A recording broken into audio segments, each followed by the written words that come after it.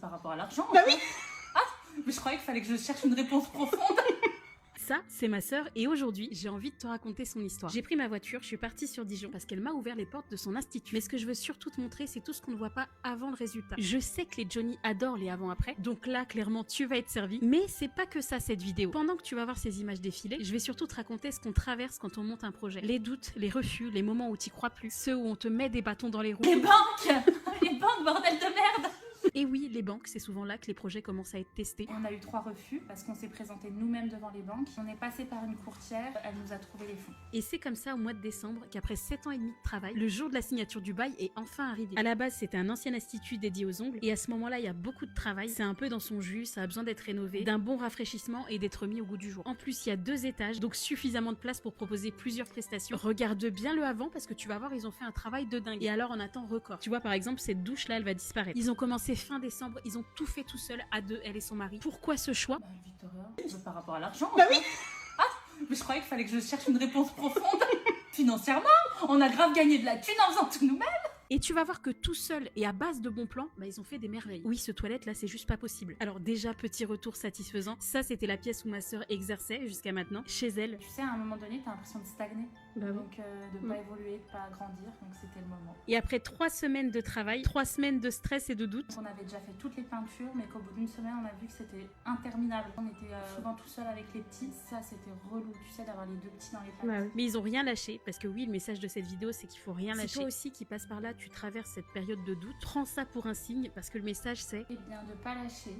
Tout simplement, de pas lâcher parce que tu auras énormément de refus. Tu auras des doutes parce que tu as surtout certaines clientes qui vont te faire « Ah, mais t'es partie. Ah, mais t'es plus là. Oh, Sarah, tu t'es éloignée. Fais chier. » tu sais. Mais il faut pas lâcher. Faut essayer jusqu'au bout, jusqu'à ce que tu sois en forme d'épuisement total pour que là, tu aies un accord. Faut y laisser ta santé mentale. Faut y laisser ta santé mentale, que tu sois un petit peu déprimé sur les bords et après, c'est bon. Bon, ça veut dire que tu vas en chier, mon Johnny. Avec tout ça, je t'ai pas dit ce qu'elle faisait comme prestation. En fait, ici, je vais faire tout ce qui est extension de cils, brolift, rehaussement, les épilations simples du visage et les formations. Là, c'est pour qu'elles aillent faire pipi. Il y a les enfants. Ils se cachent. Mais ils sont pas obligés de se cacher.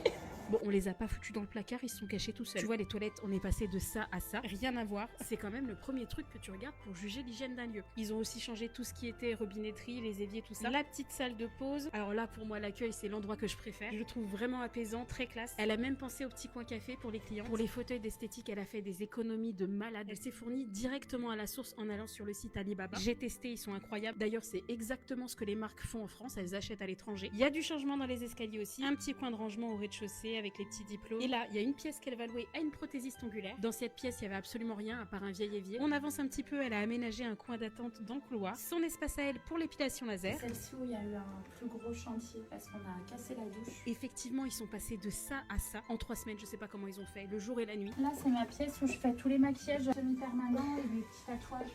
Je suis épatée parce qu'il faut savoir que ma sœur, elle a commencé dans son salon. C'était il y a 7 ans, elle avait même pas de pièces pour le faire. Et je suis pas sûre qu'elle savait qu'un jour elle aurait son salon avec plusieurs pièces pour chacune de ses prestations. Et ça, c'est sa dernière pièce qui lui reste, qu'elle propose à la location pour un autre prestataire. Dans l'idéal, elle aimerait bien un tatoueur, mais elle est pas fermée à d'autres propositions qui resteraient dans le domaine de la beauté. Donc s'il y a un Johnny de Dijon qui se reconnaît et qui a un rêve à concrétiser, bah je te laisse contacter ma sœur, je l'identifie dans la description de la vidéo. Ou alors tu peux identifier quelqu'un qui cherche un local. Et si tu es sur Dijon, n'hésite pas à aller voir le travail de ma sœur sur sa page. Elle est surtout active sur Insta. En tout cas, j'espère que cette vidéo t'aura plu. C'est important pour moi de soutenir les projets de mes proches, mais j'avais aussi envie de le faire en partageant quelque part un parcours qui touche, j'imagine, pas mal de pros qui ont du mal à voir se concrétiser leurs projets. Faut rien lâcher. Et petit conseil de la fin, puisque tu seras pas toujours soutenu. Est-ce que t'as peur du regard des gens? Non, Les gens. pas du tout. Pour le coup, le regard des gens, j'en ai rien à foutre parce qu'ils auront toujours quelque chose à dire. Que tu travailles à la maison avec rien, que tu travailles avec un salon un peu plus gros, que tu aies de l'argent, que tu aies pas d'argent, ils vont toujours avoir un avis sur ta situation, sur ta vie perso. Du coup, pour le coup, tu vis ça, pour toi? je m'en fous. Mais je m'en fous concrètement.